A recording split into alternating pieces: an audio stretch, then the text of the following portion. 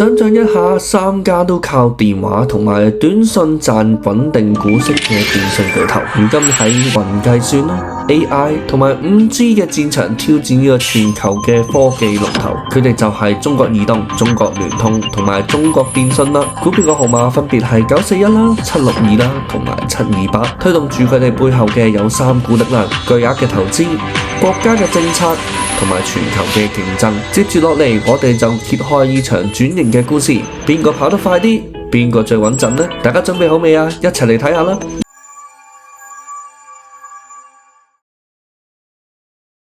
大家好啊，歡迎返到我嘅 channel， 我係飛俠。今日我要同大家講一個都幾正嘅話題，就係呢個中國嘅三大電信：中國移動、中國聯通同埋中國電信。講下佢哋點樣從呢個高息嘅電信股啦，搖身一變成呢個雲計算、AI 同埋5G 嘅科技領軍者。如果簡單啲咁講，中國移動喺規模同埋雲咧都領跑嘅，中國電信咧就深耕呢個雲網融合啦，同埋政治同企業嘅雲嘅，佢哋增長都好迅速。去到中國聯通啦，佢哋咧就有共建共享啦，同埋車聯網嗰方面咧都有長足嘅發展。咁呢場轉型究竟係點樣發生嘅呢？未來佢哋又會面對咩嘅風險呢？接住落嚟，我哋就會拆解下佢嘅起源、轉型、財務、定位同埋挑戰。咁你又更加睇重佢哋嘅高息啦，定係佢哋嘅增長潛力呢？都喺評論區留低嘅睇法。如果打 A 就代表高息，如果打 B 就代表成長。我哋唔講咁多啦，馬上開始。呢三家公司都誕生喺1990年代尾至到2000年初㗎。作為國有企業啊，專注語音、短信同埋基礎移動網絡㗎。中國移動1997年喺香港註冊，從國有嘅集團分拆出嚟㗎。當年10月咧就喺香港同埋紐約上市，憑住早期嘅市場優勢，成為呢個高息嘅藍籌股。中國聯通1990年代尾成立㗎啦，2000年就香港上市，整合呢個固網電話啦、移動服務啦同埋寬頻嘅網絡。中國電信咧就2002年註冊嘅，最初咧都係做固網電話，後嚟咧就收購咗移動嘅資產。2002年就喺香港上市啦，2021年咧就登陸呢個上海交易所。佢哋就靠住14億嘅人口嘅用戶增長啦，產生咗呢個穩定嘅現金流，支撐住個高股息。例如中國移動2024年每股派息都去到5蚊咁滯啦。至於中國電信嘅派息比率超過70%添。點解佢哋會係高息股呢？佢哋嘅現金流就好似金礦一樣。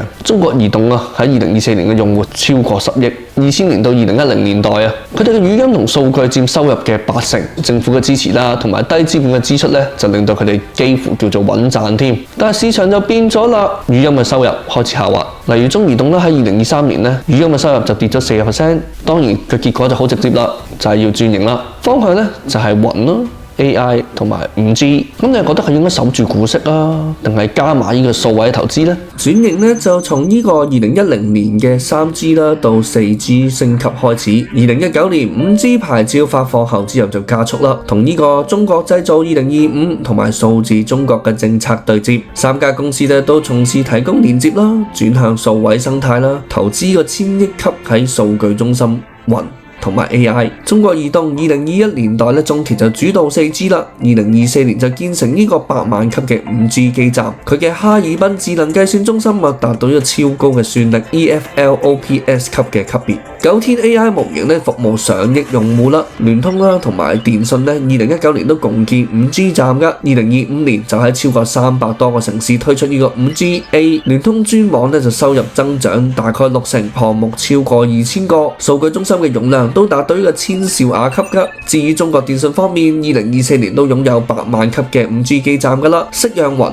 平台算力達到呢個頂尖嘅水平 EFLOPS 級。能資技術處於行列嘅前列，資本支出就轉向數位化啦。中國移動2024年5G 投入咗數百億元，聯通嘅 CV2X 技術都覆蓋100多個城市智能交通㗎喎。咁我哋嚟睇睇數字先，重點都有3個嘅。第一，數位業務嘅佔比大概係30%左右，雲同專網就拉動呢個增長啦。第二啦，資本開支轉向呢個雲同埋算力，譬如呢個5G-A 嘅發展啦，同埋智能計算中心。第三，分紅都仲係穩嘅，但係就要平衡呢個再投資嘅部分。具體啲嚟講，移動2024年嘅總收入超過萬億，數位轉型大概佔30%，雲收入嘅增長就大概15%至20%。聯通2025年上半年服務收入就超過1800億㗎啦，雲同數位嘅佔比就大概6%，雲收入就增長5% 左右。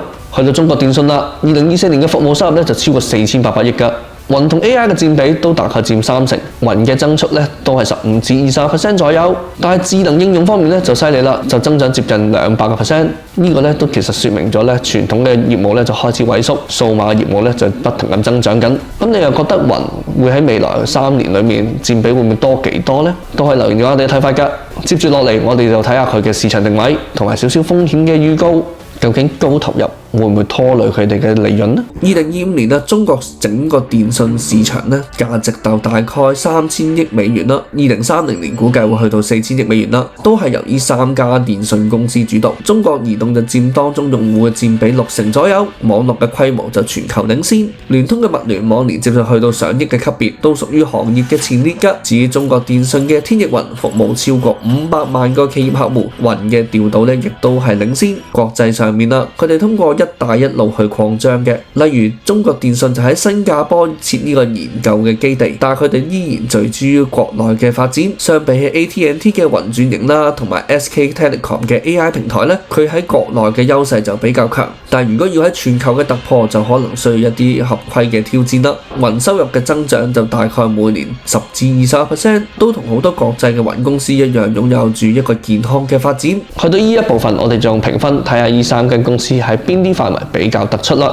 我哋會從5個角度去比評一下，最高分係5星，最低係1星。第一，比較佢嘅分紅嘅穩定性啦。中國移動嘅現金流超強，2024年嘅派息去到5蚊咁滯㗎啦，所以呢個一定係穩坐5星。聯通啦同埋電信嘅派息比率大概都係70%左右，都非常穩陣，所以我都俾4星佢哋。第二，新業務佔比啦。電信嘅 AI 同雲嘅佔比都係領先嘅，大概30% 左右，所以我就俾5星佢。去到移動同聯通都接近30%嘅，所以佢哋兩家都有4星。第三，雲收入嘅增速啦，中國移動2024年雲嘅增速就大概15%至20%，規模又相當大，咁所以我都會俾5星佢。去到中國電信方面佢嘅增速都係非常快，服務超過500萬家企業客戶，所以都值得有一個5星。聯通嘅增長就大概5% 左右，雖然降低成本，但係增速就比較慢啦，所以我只可以俾佢3星嘅啫。第四，資本支出啦。聯通2025年嘅資本支出降低至數百億啦，成本控制方面就做得好好喎，所以呢部分就有5星。中國移動同中國電信因為係做好多數位轉型嘅工作，咁所以成本壓力就比較大，咁呢部分我只係俾3星佢哋兩個啦。